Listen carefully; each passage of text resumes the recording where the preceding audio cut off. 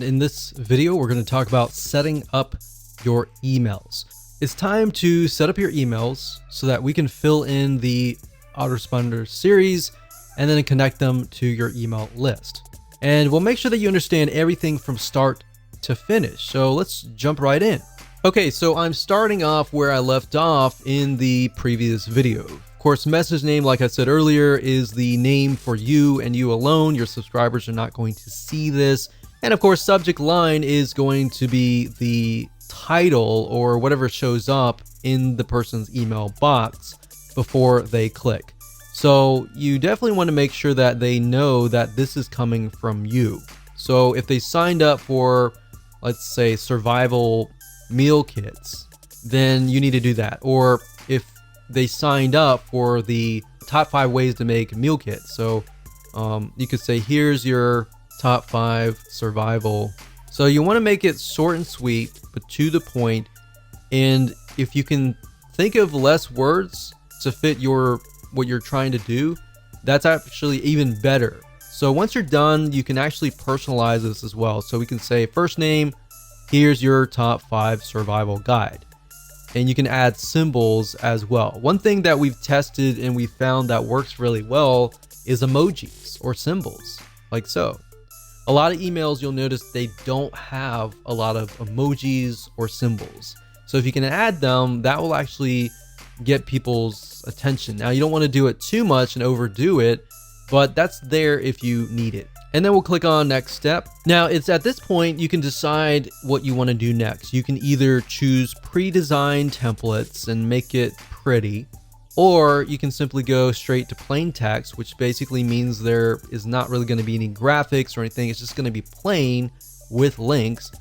Or you could do HTML editor. So it's really up to you. If you're just starting out, I would highly recommend that you choose one of these templates because they look really nice. And unfortunately, people do judge you by what they receive. Now, it really depends on your audience. If they really just want the content and they want the report. Now, keep in mind that if you are trying to track if somebody actually opened the email or not, you definitely need to use the HTML code editor. The plain text editor doesn't really track that information, but what it does track is if somebody clicks on your link. Because what happens with the HTML code, they'll insert like an image, and if somebody opens like their email on their phone, it'll load that image and it'll trigger the stats to let you know that, oh, this person actually opened their emails. So that's just something to think about when you get started, because if you only do plain text emails and you do a search on how many people actually opened your email and read it, the data is not really going to be there. All right. So that's why that is important. So let's say, for example, that we're going to go through here.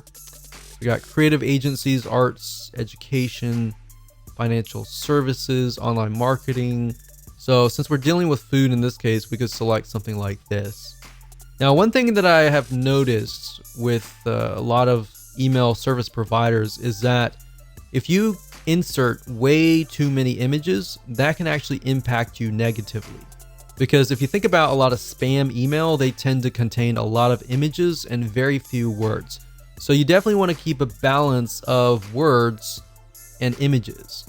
And you also want to think about, is this going to look right in somebody's email inbox if they're using a mobile device or if they're using a Mac? And there's many different types of resolutions, PC, Macs, mobile devices, tablets, and all of that. So selecting a template is actually very easy. You just point and click and you can get it done. For the sake of simplicity, I'm going to choose HTML code editor. Now, this might look a little bit daunting, but it really is not. If you click on show WYSIWYG, WYSIWYG is what you see is what you get. And what that means is it's an editor and what you see is literally what you get. And it's kind of like a Microsoft Word processor. You could say, hey, and you personalize this. So you can do first name. Now, this is only going to work if you are actually accepting their first name and last name on your form. If you're only accepting their email address and you put this here, it'll actually say, hey, friend, or even hey, NA. And you don't want that, the NA part. So if you're not doing that, just say, hey, But this personalized button here allows you to personalize your email. So you can do first name, last name, email, you can do country, you can do all sorts of different variables, phone number, and all that. And like I said, they're only gonna work if you've collected that data, because if you haven't, it's not gonna work. So a typical welcome email will say, hey, so-and-so, thank you for signing up. Here is the free report, or software, or ebook, or checklist. Now, if you're following what we talked about earlier with just the emails, you can say, thank you for signing up. Here's the top number 1 or top number 4 way to create your own survival meal kit. So you can enter that information down below here, or you can include a link. So if you were to include a link, let's just use Google for example. So http://www.google.com. So you could do that like that, and you can link it, or you can say, click here. You can highlight that, and then of course you see this little chain. The chain is a link. So if you think about chain link, that's where it came from. So we can copy that here. You can say open this in a new window. So if somebody clicks it, then it's going to open in a brand new window. If you don't have these elements, then what's going to happen is when they click the email, they are going to be forwarded directly to wherever you're sending them. So you could say, here's the top number way, click here, your name, and then you can say PS. By the way, tomorrow I'm going to send you the number 3 way to do blah, blah, blah. So like I'm saying, you don't really need to, obviously, survival meal kit, but you can use it for any niche.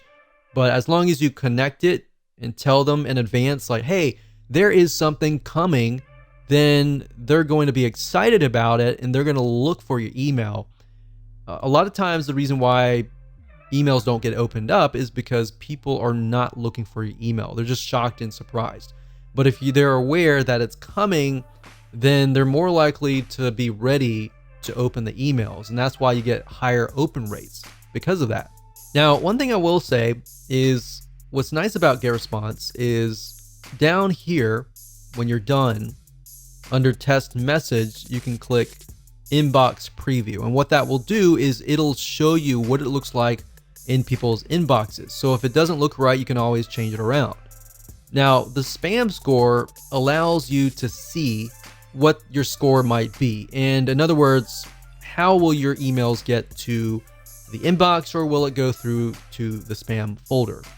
Now, the nice thing about GetResponse is it tells you what you need to do. Now, this isn't really something that you can touch, but these here, HTML right here, there's no HTML tag. So because there's no HTML tag, I got a negative 0.6. So how do we bring that lower? Well, I'm going to show you. If you click on hide WYSIWYG, you're going to see HTML code. Now, don't make this scare you in any way. I'm going to show you how. So if we zoom in here, if we type in bracket, open bracket, close bracket, HTML, open bracket, close bracket, body, all right, and then we go to the very end, go to the very end here. So it's going to look like this. It's going to close, but instead of HTML and then body, it's going to be body and then HTML. So we type body, open bracket, close bracket, HTML. And then the thing that you need to do with the ending tag is a slash. The slash is saying, hey, this is ending, and there. So we've got HTML body, body HTML. You don't need to know what HTML is. You just need to follow that, add those tags to the before and after, and there you go. So as long as it's not like 4 out of 5 or 5 out of 5, you're good. And that's how to do it. So click next step. And then we look at the autoresponder, everything looks good, and we can click save and publish. And one thing you could do is up at the top here, when you click this here, you can select the list, which is new test list. And it's going to show you all the email autoresponders in here. So these are all the emails. So if you have a second email, we can add a new one and we can tell it when to send it. So as you can see here, this email is being sent and status is on, send immediately any day of the week. So if we click on create new and we, let's say for example, create a new email, and then we can name it. So we'll do survival email 2 and on day 1. So now if you want to do it every day, you can. So you create a new email and then a new email, and it's 0, 1, 2, 3, 4, 5, right? And then 6.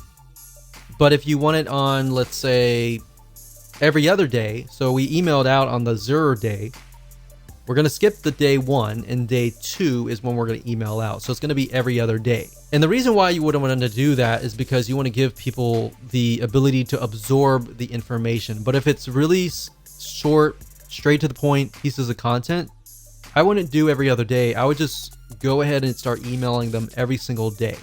So I would do that, do the same process, create a new email, subject line, message name, do the same thing I showed you, and then you'll click save and publish and you're good to go.